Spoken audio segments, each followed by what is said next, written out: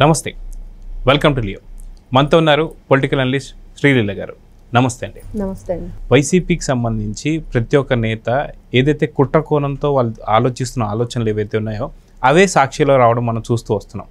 మొన్న జరిగినటువంటి ఏదైతే వీడియో కూడా బయటకు వచ్చింది. ఏంటి అంటే పేర్ని నాని ఖచ్చితంగా బీసీకి సంబంధించినటువంటి ఎవరైతే హారిక అనేటువంటి జెడ్పీ చైర్మన్ ఉందో ఆవిడపైన దాడి చేశారని చెప్పి టీడీపీ జనసేన గూండాలు దాడి చేయడం వల్ల ఆవిడ చాలా ఇబ్బంది పడిందని చెప్పేసి ఒక వార్త అయితే అన్నారు. అదే వార్త కనీసం ప్లాన్ బయటకు పడ్డ తర్వాత ప్లాన్ బి కూడా లేకుండా అదే అంశాన్ని సాక్షి పత్రికలో ఆ రోజు పెద్ద హెడ్లైన్స్లో చూసాం మనం. వాస్తవానికి ఏదైనా ఒక ప్లాన్ బట్టబయలైన తర్వాత ప్లాన్ బి అంటూ ఏదైనా ఉంటుంది, కానీ అలా లేకుండా మళ్ళీ సేమ్ అదే ప్లాన్ని వర్కౌట్ చేయాలంటే దానికి చాలా ధైర్యం కూడా ఉండాలి. సో వీళ్ళు పూర్తిగా బరి తెగించినటువంటి దాన్ని ఎలా చూడాలి? అదిగాక ఒక వ్యూహాత్మకంగా పేర్ని నాని గారు ఈ మధ్య మాట్లాడే మాటలు మనం చూస్తూ వస్తున్నాం. అదేగాక నిన్నగాక మొన్న మాట్లాడినటువంటి మాటలు ఏంటంటే చీకట్లో కన్నుకొట్టి వేసేసేయాలి, రఫా అని చెప్పి బయటకు అనకూడదు, తర్వాత వేసిన తర్వాత మళ్ళీ మనం వెళ్ళి పలకరేయాలి ఎలా జరిగింది ఏంటి అని చెప్పి అంతకుముందు కూడా కొన్ని మాటలు మాట్లాడారు. నిన్న వచ్చేసరికి చంద్రబాబు నాయుడు గారి పైన 76 ఏళ్ళు వచ్చాయి, ఇంకెంతకాలం బతుకుతామని, అదేవిధంగా పవన్ కళ్యాణ్ గారిని నీకు సిగ్గు లేదా అని చెప్పి. సో ఇలాంటి వ్యాఖ్యల్ని వ్యూహాత్మకంగా జగన్మోహన్ రెడ్డి తీసుకొస్తున్నాడా? ఒకవేళ అరెస్ట్ అయితే కాపుల పైన దౌర్జన్యం చెప్పి మాట్లాడతారు. మొన్న కమ్మ, ఈరోజు కాపు, దీన్ని ఎలా చూడాలంటారు? అంటే ఇక్కడ జగన్మోహన్ రెడ్డి అంటే తన వెనకుండి మనం చూసాం. కొడాలి నాని ఆ పార్టీలో ఏ విధంగా అసలు బూతులు ఏ విధంగా మాట్లాడతాడు, ఏ విధంగా రెచ్చగొట్టే విధంగా అతని పగడ్బందీగా ప్లాన్గా వస్తాడనమాట. ఇప్పుడు అతను లేడు, ఉద్యోగం పీకేశాడన్నారో, లేకపోతే ఆరోగ్యం బాగాలేదో, లేకపోతే వారం వారం వెళ్ళి కోర్టులో అక్కడ పోలీస్ స్టేషన్లో సంతకాలు పెట్టడం కానీ ఏదైనా అతను సైడ్ అయిపోయాడు. ఆ ప్లేస్లోకి రీప్లేస్ చేయడానికి వచ్చాడు పేర్ని నాని అనేది ఇప్పుడు వినిపిస్తున్నమాట. ఎందుకంటే ఖచ్చితంగా పేర్ని నాని గతంలో మాట్లాడిన మాటలకి ఇప్పుడు మాట్లాడిన మాటలకి మనం చూసుకుంటే ఇవి ఖచ్చితంగా ఒక స్క్రిప్ట్ ప్రకారమే వెళుతుంది. జగన్మోహన్ రెడ్డి ఆనందం కోసమే జరుగుతుంది.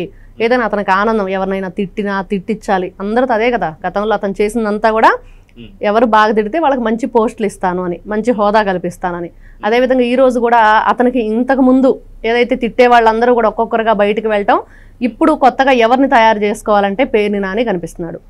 నిజంగా పేర్ని నాని చేసిన వ్యాఖ్యలను చూస్తూ ఉంటే దేనికి వీళ్ళు ఒక ప్లాన్ చేస్తున్నారు, ఏ విధంగా వీళ్ళు ఆలోచిస్తున్నారంటే, మరి కొల్లు రవీంద్ర గారి మీద ఒక అటెంప్ట్ మర్డర్ చేసినట్లే, అతను చంపేశారు. అతన్ని చంపేసి మరి ఆ మర్డర్ కేసు అతని మీద పెట్టి దాదాపుగా 53 రోజులు 54 రోజులు నిర్బంధించారు జైల్లో. మరి ఆ రోజున ఇదే పని చేశాడా ఎవరైతే పేర్ని నాని అనే వ్యక్తి? చేసి కొల్లు రవీంద్ర గారి మీద పెట్టారా అంటే ఈ రోజున అందరూ కూడా అదే అనుమానం కలుగుతుంది.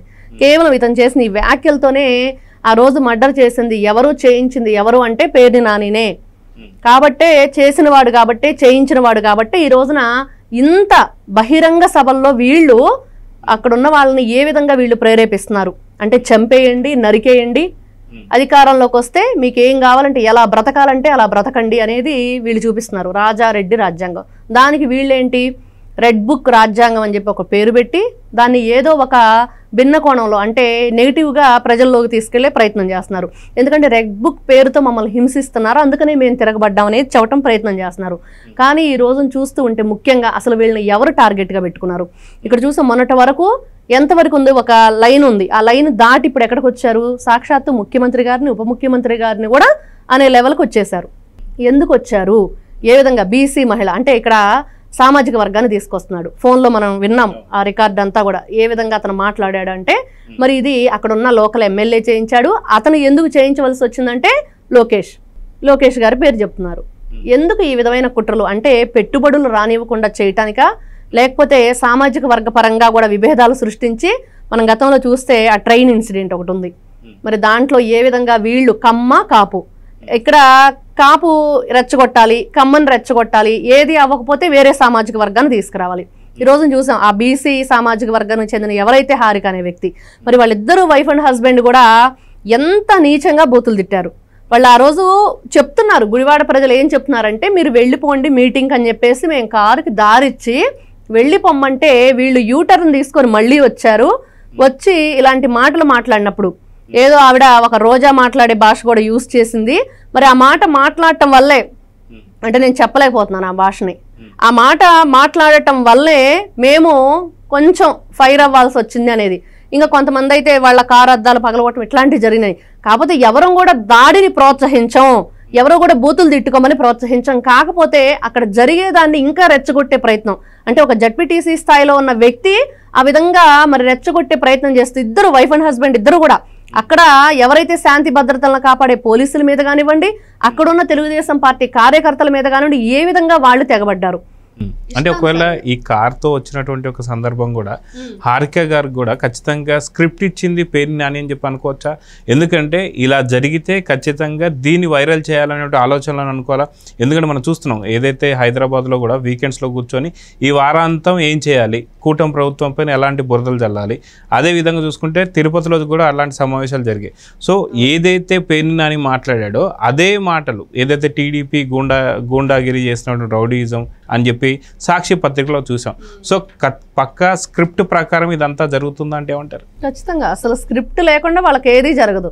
ప్రతి ఒక్కటి స్క్రిప్ట్ ప్రకారమే వెళతారు. ఏ విధంగా మాట్లాడాలి, ఎలాంటి మాటలు మాట్లాడితే అవతల వాళ్ళని కొంచెం ఫైర్ చేయొచ్చు అనే విధంగా వీళ్ళు ప్రతి ఒక్కటి మరి వాళ్ళ పేపరు వాళ్ళ ఛానల్ ఇంకా దానికి అద్దు ఆపులేదు. ఎప్పుడు అన్నీ వదిలేశారు. ఇంకా ఎలా తెగబడ్డారంటే ఈరోజు చూస్తూ ఉన్నాం. ఏ విధంగా వీళ్ళు విభేదాలను సృష్టించడానికి కుల మత ప్రాంతీయ అన్నీ కూడా తీసుకొస్తున్నారు. అంటే ఇక్కడ అలజడులు సృష్టించి అది ఎవరి మీద అంటే శాంతి భద్రతలు లోపిస్తున్నాయి, కూటమి ప్రభుత్వం తెగబడుతుంది, ఇట్లా ఏదో ఒకటి. అంటే వాళ్ళకి ఏ టయానికి ఏం మాట్లాడేది కూడా తెలియని పరిస్థితిలో వాళ్ళు తెగబడ్డారు. క్లియర్గా అదే అర్థమవుతుంది. ఈ రోజున ఎవరైతే ఈ బీసీ సామాజిక వర్గానికి చెందిన హారిక అని చెప్పుకుంటున్నారో మరి ఆవిడ కూడా మిమ్మల్ని పంపించినప్పుడు మీ కారుకి వాళ్ళు ఎలా చేశారు కదా, వెళ్ళిపోమ్మన మరి కే కన్వెన్షన్కి వెళ్లకుండా యూటర్న్ తీసుకొని రావాల్సిన పరిస్థితి. ఎందుకంటే ఈ మధ్యలో ఏం జరిగింది, ఎవరితో ఫోన్ మాట్లాడింది, ఖచ్చితంగా పేరుని నాని మరి నేను రాలేను, అక్కడున్న ఎవరైతే గొడవ చేస్తున్నారు వాళ్ళు ఖచ్చితంగా చెప్పారు నరుగుతామన్నారు కదా, మరి ఆడవాళ్ళమే పట్టపగలు ఇక్కడ నిలబడి ఉన్నాము, మీరు నైట్ టైం నరికేదే ఉంది, ఈ రోజున మీరు ఏ మాటలు అన్నారో ఆ మాటలు ఇక్కడ నిరూపించండి అని చెప్పి మాట్లాడిన తప్పు. క్షమాపణ చెప్పనన్నా చెప్పాలి, లేకపోతే మీరు ఏ పని అన్నారో ఆ పనన్నా చేయాలన్నట్లు మాట్లాడారు వాళ్ళు.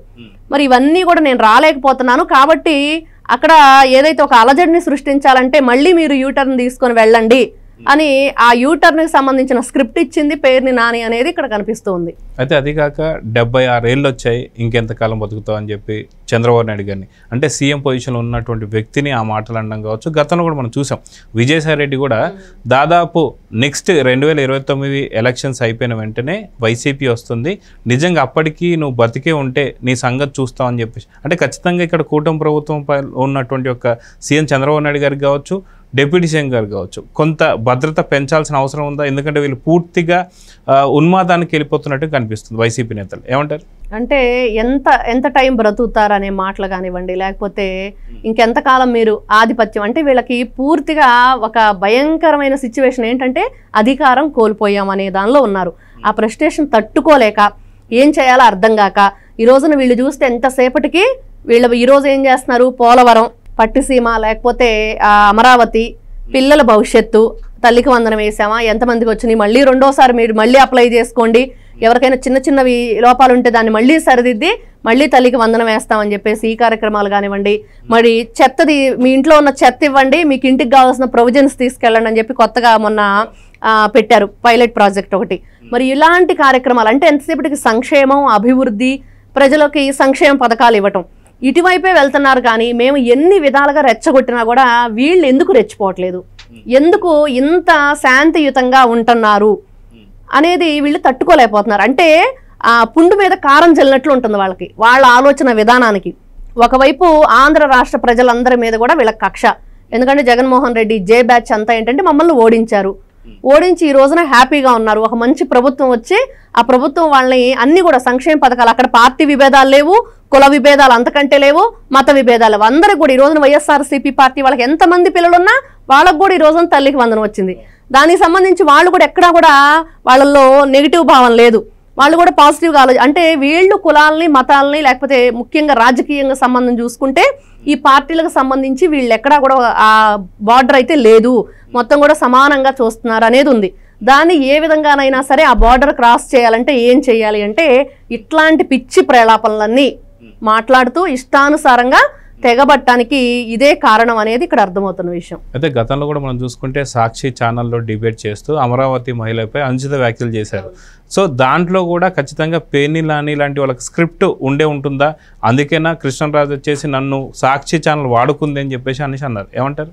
అంటే చాలా మంది చెప్పేది ఏంటంటే పేర్ని నాని వ్యక్తిగతంగా మంచివాడేను, ఇదివరకు మాట్లాడుకునే గతంలో అతను మాటలు మాట్లాడినవి కానివ్వండి, లేకపోతే కొన్ని విషయాల్లో పర్సనల్గా అతను దగ్గరగా చూసిన వాళ్ళు మాట్లాడుతుంది ఏంటంటే కేవలం ఈ పార్టీ సంబంధించి వీళ్ళ ఫోర్స్ ఎక్కువైంది. జగన్మోహన్ రెడ్డి, సజ్జల రామకృష్ణారెడ్డి వీళ్ళందరూ కూడా ఒత్తిడి తీసుకొస్తున్నారు, ఖచ్చితంగా మాట్లాడి తీరవలసిందే. అంటే వాళ్ళలో ఎంతో కొంత ఉండకుండా ఉండదు, వీళ్ళ ప్రభావం ఉంటుంది, ప్లస్ వాళ్ళది కూడా ఉంటుంది. అంటే ఆ ఉన్నదాన్ని ఇట్లాంటి మాటల వల్ల ఇంకొంచెం దానికి బలం చేకూరుద్ది.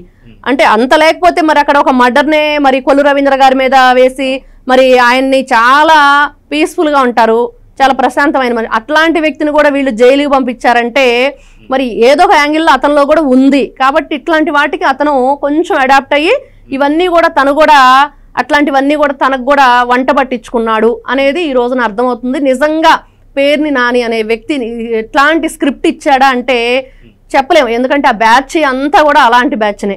జగన్మోహన్ రెడ్డి చుట్టూతా ఉన్నదంతా కూడా చెప్పాడు కదా విజయసాయి రెడ్డి. మరి గతంలో ఏం మాటలు మాట్లాడినా ఈ రోజున విజయసాయి రెడ్డి ఎక్కడున్నాడో చూసాము. అసలు పూర్తిగా రాజకీయాలు అంటే ఏ రాజకీయాల్లో అయితే చంద్రబాబు నాయుడు గారిని లేకుండా చేస్తానన్నాడో మరి అదే విజయసాయి రెడ్డి ఈ రోజు రాజకీయాల్లో లేడు. ఇంకా అతను చూడటానికి చేయటానికి ఏది లేదు. కాకపోతే ఈ రోజున ఏదో భగవద్గీత శ్లోకాలు చెప్తూ నేనేదో మరి ఈ విధంగా చేసేవాడినే కర్త కర్మ క్రియ అని ఏదో మాట్లాడుతున్నాడు. ఇవన్నీ ఎన్ని చెప్పినా చేసిన పాపం ఎవరికైనా కర్మ అనుభవించక తప్పదు, అదైతే క్లియరు. వీళ్ళు మాట్లాడిన మాటలు ఎవరైతే ఈ పేర్ని నాని అనే వ్యక్తిని చూసుకుంటే నిజంగా ఈ రోజు చక్కగా అతను చెప్పే మాటలన్నీ కూడా ఏ విధంగా ఉన్నాయి అంటే ఎవరైతే జగన్మోహన్ రెడ్డి మరి తనకి ఎవరు స్క్రిప్ట్ ఇచ్చినా ఇక్కడ మాత్రం వాళ్ళ టార్గెట్ ఏంటి, రాష్ట్రాన్ని అల్లకల్లోలం చేయటమే టార్గెట్గా పెట్టుకున్నారు. లేకపోతే ఎవరైతే జగన్మోహన్ రెడ్డి మరి ఎదురిగి నేను జైలుకి వెళ్ళటం తప్పదు, మరి నా బ్యాచ్ని కూడా జైలుకి తీసుకెళ్ళాలి అని చెప్పేసి ఇట్లాంటివన్నీ కూడా మాట్లాడిస్తున్నాడా అనేది కూడా ఈ రోజున అందరిలో కూడా అనుమానాలు వస్తూ ఉన్నాయి. సో చూద్దామండి, ఖచ్చితంగా ఇలాంటివి ఏవైతే ఉన్నాయో ఖచ్చితంగా బిఎన్ఎస్ సెక్షన్ 111 ప్రకారం ఆర్గనైజ్డ్ క్రైమ్ కిందకే వస్తుంది. సో వీళ్ళు చెప్పిన మాటలే సాక్షిలో కూడా జరుగుతుంది కాబట్టి ఖచ్చితంగా సాక్షి ఛానల్ పైన కావచ్చు, పత్రిక పైన కూడా యాక్షన్ తీసుకోవాలి. సో చూద్దాం జరగబోతుందో. నమస్తే. Please subscribe to Leo News for more videos.